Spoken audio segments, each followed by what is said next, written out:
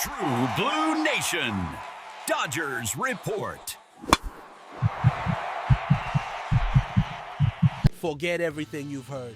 The Dodgers have a specific target to transform our lineup, and the front office is willing to pay big for him. This is the move that could secure our ring. Don't miss the break. Subscribe to the channel this exact second to get the full exclusive analysis I'm about to drop.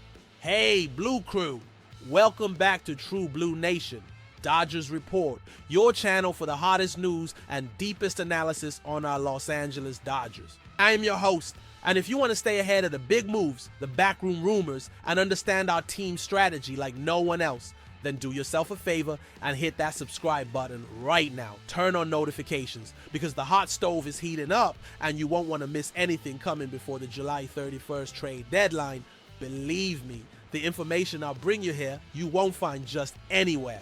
All right, Blue Nation, we're at a crucial point in the season. As the reigning World Series champions, the target is on our backs, and the mentality in Chavez Ravine is clear. Repeat or bust. There is no middle ground for an organization without firepower and expectations. And that's precisely why the work of Andrew Friedman and the front office becomes the center of attention right now. The trade deadline is approaching fast, and the question every Dodgers fan is asking is, where are we going to upgrade? The truth, and this is what sources around the league are telling me, is that the Dodgers are actively exploring multiple fronts. This isn't about patching a hole, it's about fortifying a fortress. We have a few cracks that, if not repaired, could compromise the entire structure down the stretch and into the playoffs. Let's dissect the problems with surgical precision. First, left field has been a point of vulnerability. The bet on Michael Conforto, let's be honest, has not paid off. When we signed him, the expectation was for a consistent left-handed bat, occasional power, and a veteran presence in the lineup. The reality has been harsh. With over 300 plate appearances, Conforto is struggling to keep his average above the 200 line. For a team like ours, that's simply unsustainable. But the problem isn't just offensive. Defensively, he hasn't been the guardian we need in the left field of Dodger Stadium. The advanced metrics tell a troubling story. He's below league average in defensive runs saved, DRS, and outs above average, OAA. In a game of tight margins like the ones we'll face in October, a miscalculated route or a slow first step can be the difference between a win and a painful loss. The front office gave him a long leash, a fair chance to find his rhythm, but time is running out. Patience, even for an organization that prides itself on player development and reclamation, has a limit when a championship is the goal. The second problem, and perhaps even more critical to the functioning of our offensive machine, is at the top of the lineup. Mookie Betts, our beacon, our catalyst, has simply not been the Mookie Betts we know and love in 2025. Dave Roberts' recent move, putting him back in the leadoff spot ahead of Shohei Ohtani and Freddie Freeman, was a clear attempt to flip the switch, to reignite that spark. But the results haven't shown up consistently. Sources mention personal matters that may be affecting his performance, and we all wish him the best off the field. However, from a baseball standpoint, the reality is that he has not been the dominant offensive force this lineup needs at the top. His on-base percentage, OBP, is below his elite standards, and the impact a dynamic leadoff hitter has is immense. He sets the tone for the monsters coming up behind him. When the first man in the lineup gets on base frequently, the pressure on the opposing pitcher is immediate and relentless. Ohtani and Freeman come to the plate with a chance to do damage from the very first inning. Without that, our offense, while still potent, loses a crucial layer of its intimidation. This isn't a critique of Mookie, a future Hall of Famer, but a cold analysis of our current situation. We need more production and consistency from the most important spot in the batting order. And of course, we can't ignore the state of our pitching staff.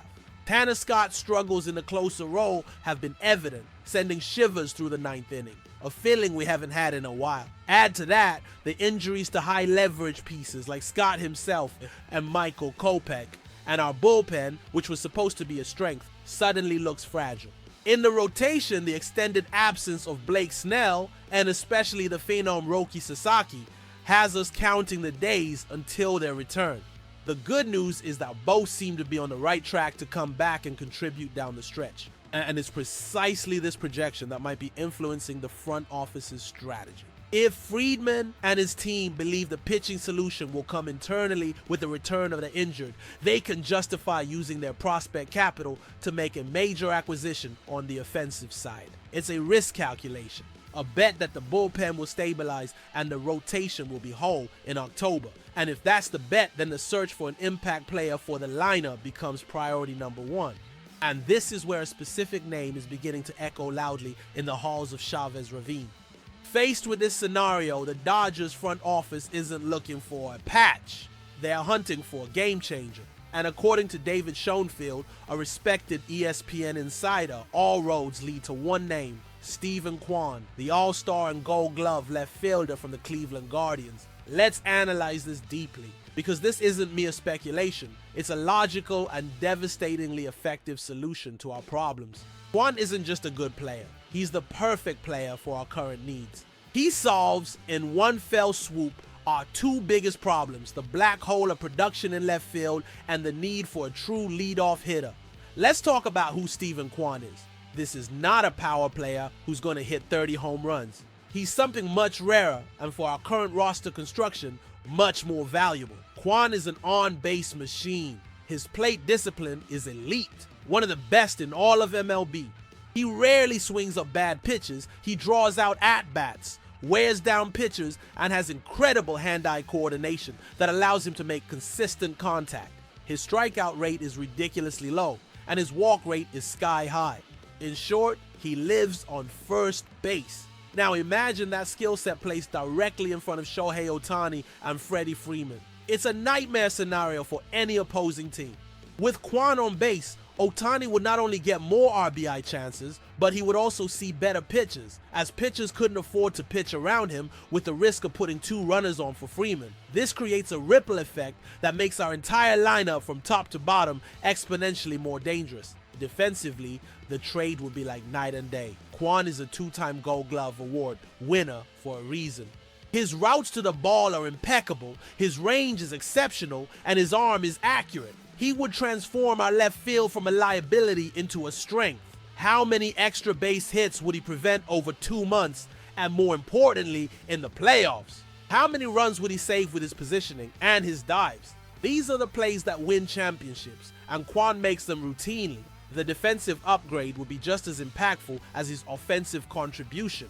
He would bring a stability and security that would be contagious throughout the outfield.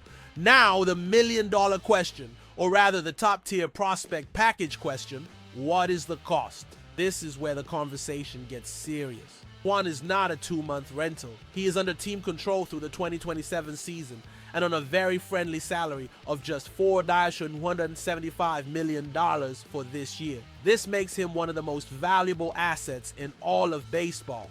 The Guardians are under no obligation to trade him, and as pointed out by ESPN's Jeff Passan and Kylie McDaniel, the chance of him being dealt is just 20%. This means that to pry him from Cleveland, the price will be exorbitant. The article mentions the Dodgers would be unwilling to move top pieces like catcher, first baseman Dalton Rushing, or shortstop Alex Freeland. I believe that. Rushing is seen as the future replacement for Freddie Freeman or Will Smith, and Freeland is a dynamic talent up the middle.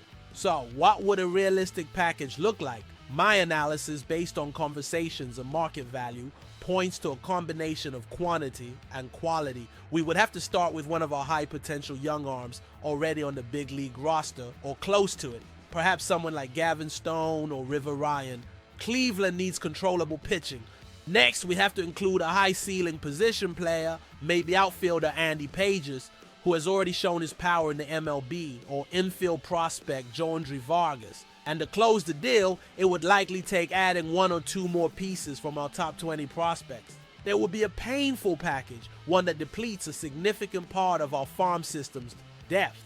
But for a player of Kwan's caliber, with his team control and perfect fit, Andrew Friedman might be willing to pay the price.